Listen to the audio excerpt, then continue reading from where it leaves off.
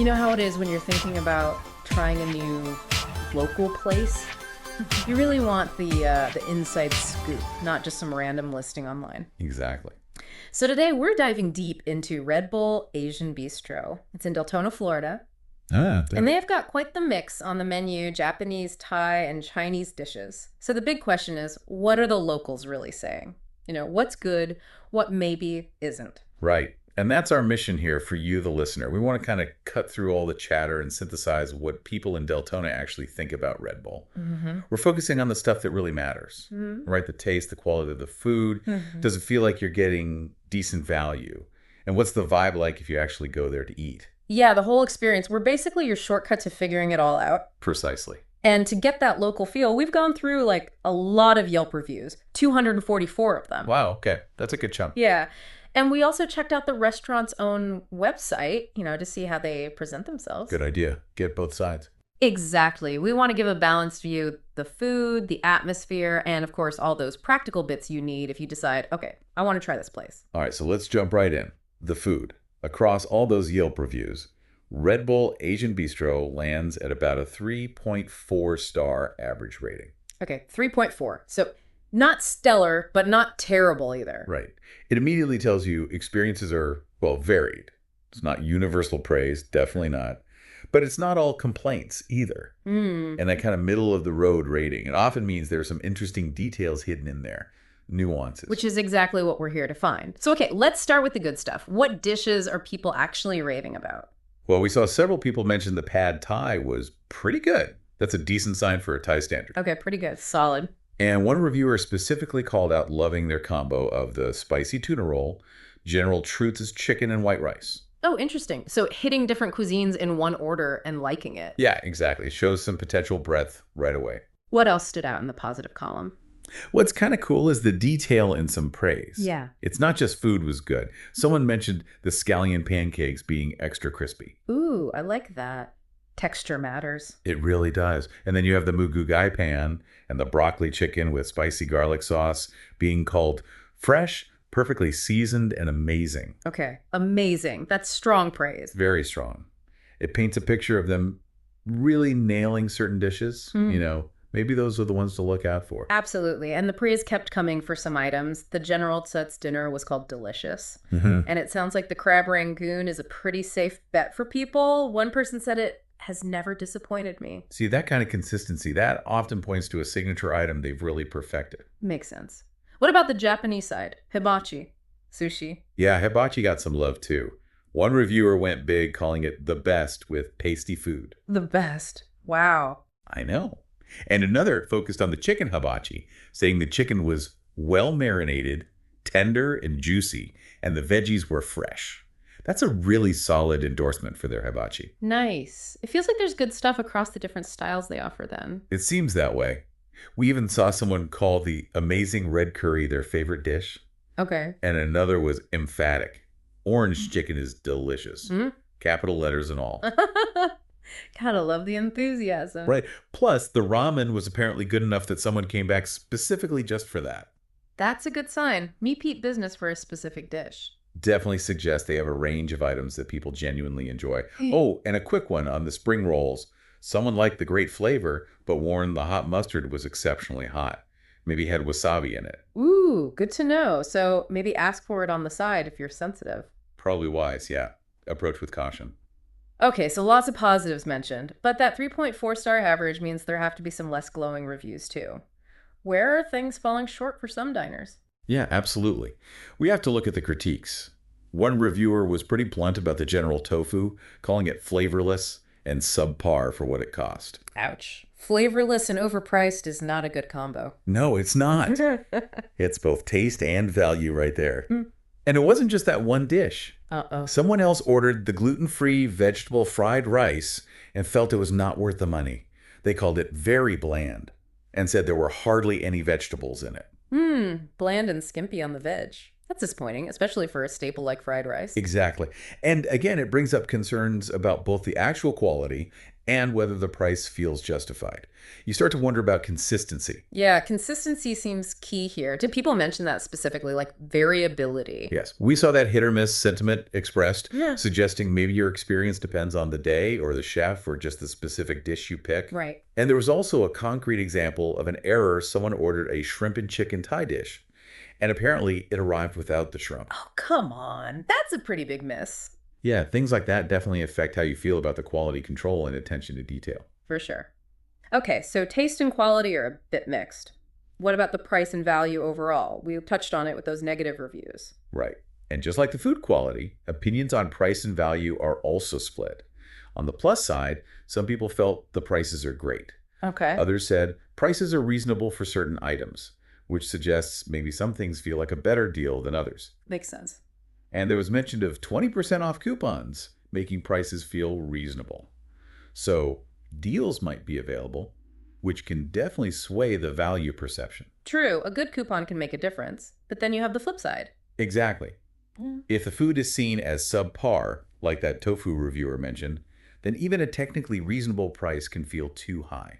Yeah, value isn't just the dollar amount, it's what you get for that amount. Precisely. And the person unhappy with the veggie fried rice directly linked it. Not worth the money. That connection between taste, quality, and price is crucial. Okay, so mixed bag on food, mixed bag on value. What about if you decide to eat in? What's the atmosphere like? Well, here things seem a bit more consistently positive, actually. Some reviewers used phrases like fairly nice ambience. One specifically noted a very low lit, quiet atmosphere, ideal for a nice night out. That sounds quite appealing, doesn't it? Yeah, if you're looking for something a bit more relaxed or, date night appropriate, maybe. Could be. We also saw descriptions like inviting atmosphere and nice, clean, with a well-decorated dining area. Okay, clean and well-decorated are always good signs. And the restaurant's own website describes it as having a cozy atmosphere, which seems to fit with what some of the reviewers were saying. So generally, it sounds like a pleasant place to sit down for a meal. Generally, yes. There was one minor counterpoint, though. A reviewer who otherwise liked the place mentioned seeing bags of to-go orders on the bar kind of kills the ambiance. Ah, okay. So if they're busy with takeout, it might spill over into the dining area a bit. Seems like a possibility. Maybe less of an issue during slower times, but something to just be aware of. It's a small thing, but it can affect the vibe. Gotcha. Okay, let's shift to service. How's the staff? Friendly. Efficient. Again, mostly positive comments here, which is great to see. Someone who was there with a large birthday group said the staff very friendly and the service was excellent. That's impressive for a large group. They can be tough to handle. Definitely. We also saw mentions of speedy service, great customer service, and just generally employees are friendly. Good. Other positive notes included impeccable service. That's high praise. Staff being very nice during takeout pickups. A waiter providing excellent and fast service. Super friendly staff. Attentive and courteous and helpful. Wow. Okay, so a lot of really positive feedback on the service front. A significant amount, yes. But like everything else, not universally perfect, there were a couple of negative mentions. Ah, okay. What were those? One involved the person who found the tofu flavorless. They apparently spoke to an assistant manager who was unhelpful about it. That's not ideal. How you handle a complaint matters. It really does. And another person reported that staff snapped at them when they called on the phone. Oof. Yeah, that would leave a bad impression. So a mostly good service, but a couple of potential red flags there. Seems to be the pattern. Generally good, but with some reported inconsistencies or negative interactions. Okay, this is super helpful. Let's make sure everyone listening has the practical stuff if they're thinking, all right, I might give Red Bull a shot. Where is it exactly? Gotcha. The address is 1573 Saxon Boulevard, Suite 103 in Deltona, Florida. That's zip code 32725. 1573 Saxon Blvd, Suite 103. Got it. And phone number. The phone number is 386-888-8881. Easy to remember, 888-8881. And they have a website. They do. It's redbullazingdeltona.com. You can find their menu there, pictures, and importantly, you can make reservations online too. redbullazingdeltona.com. Perfect. What about their hours? When are they open? They're open most days from 10:30 a.m. Monday, Tuesday, Wednesday, and Sunday they close at 9:30 p.m. Thursdays, they stay open a little later until 10:00 p.m. And then Friday and Saturday, they're open latest until 10:30 p.m. So pretty standard hours, covering lunch and dinner 7 days a week. Good availability. Yep. And takeout is definitely available. We know that from the reviews mentioning it. Right, the bags on the bar. Exactly. But, key point, they do not offer delivery service themselves. Ah, okay. Yeah. Takeout only, no in-house delivery. Good to know. But you can order online through their website for pickup. They estimate about a 10 to 20 minute wait time, which sounds pretty quick. That is convenient. Order ahead, swing by, grab your food. And if you do want to dine in, especially, primetime weekends maybe, they recommend making reservations. Which you can do online. Smart. Yep. Saves potential waiting. They also mention options for booking parties and offering catering services. Oh, okay. Useful if you have an event. For sure. For those kinds of inquiries, they list the phone number again or an email address, sinulin1977@yahoo.com. Got it. And one last practical thing, did Yelp or the site highlight any particularly popular dishes? Sometimes that gives you a clue where to start. Yeah, Yelp has a popular dishes section based on what people mention or photograph. Oh, cool. What's on it? It lists pad thai, egg roll, steamed dumplings, orange chicken, which we heard someone loved. The delicious one. That's the one. Also, spicy tuna roll, roast pork fried rice, vegetable fried rice, and chicken fried rice. Interesting. Covers a mix of appetizers, Thai, Chinese, and Japanese style rolls. And Yelp even lists prices for those. It does, yeah. Like pad thai was listed as $16.10, orange chicken at $18.40, spicy tuna roll around $7.30, the fried rice options around $13.80. Gives you a ballpark at least. Very helpful for gauging that price value thing we talked about. Definitely. Okay, so let's try and wrap this all up. Summing up our deep dive into Red Bull Asian Bistro, what's the takeaway? Well, it really seems like a place with a diverse menu, offering Japanese, Thai, and Chinese options. And many dishes get pretty positive feedback on taste. People seem to genuinely enjoy things like the hibachi, certain curries, the orange chicken, crab rangoon. Right, lots of specific mentions of good food. But there's definitely that element of inconsistency. Some dishes, like the general tofu or that gluten-free fried rice, got called out as bland or subpar. So it might be a bit hit or miss. Okay. And value follows that. Seems like it. Prices are generally seen as reasonable, especially if you snag a coupon.